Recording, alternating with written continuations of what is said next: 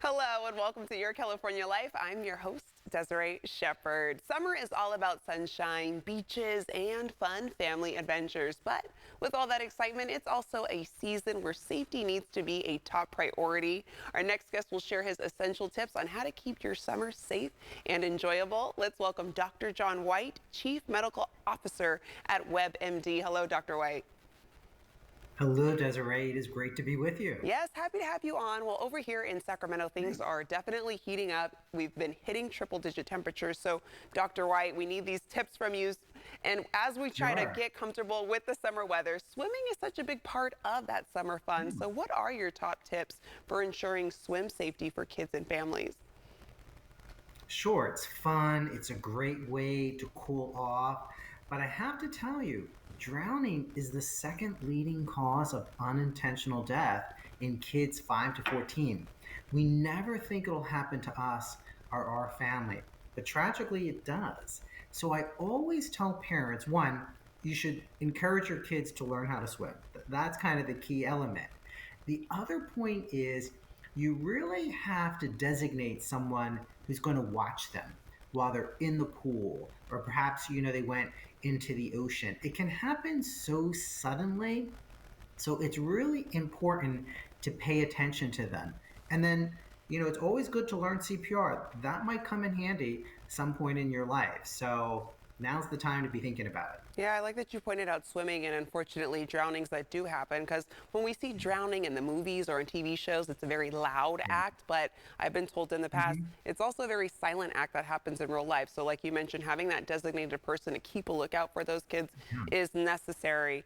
Okay, so let's also talk about what summer essentials food. I mean, potato salads and Yeah. grilled meats are summer Yeah. staples, Yeah. but food poisoning Yeah. is also a party pooper there. So, Yeah. how can we make sure our summer feasts Right. are safe to eat?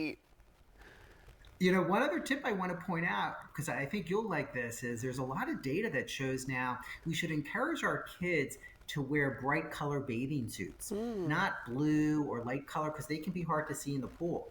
So, a good tip for parents is that neon green, that neon yellow, so you'll be able to see your kids easier.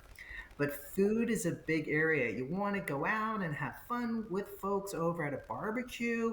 But I'll tell you, it's poultry, which is chicken, it's rice, it's mayonnaise, it's green leafy vegetables that aren't cleaned well that can ruin your day Mm. and the following day. So it's really important to practice food safety. If you're doing the cooking, you want to make sure that you've washed the fruits and vegetables pretty well. And if you go over someone's home, because it can be hard, you don't want to be having an inquisition about their food quality. What I do, Desiree, is I try to eat it if it's a hamburger or chicken right after it comes off the grill, Mm. because then I know it hasn't been sitting around Yeah. for a long period of time. And you can't look at food and think, huh, that's going to make me sick. Yeah. You find out typically with food poisoning 4 to 6 hours later, sometime in the next day, but it's usually, within typically 4 to 6 hours. Okay. So you want to be mindful about it and eat it when it comes off the grill. Yes, and make sure you use that meat thermometer, right, Dr. White? Absolutely. A lot of people don't like using them.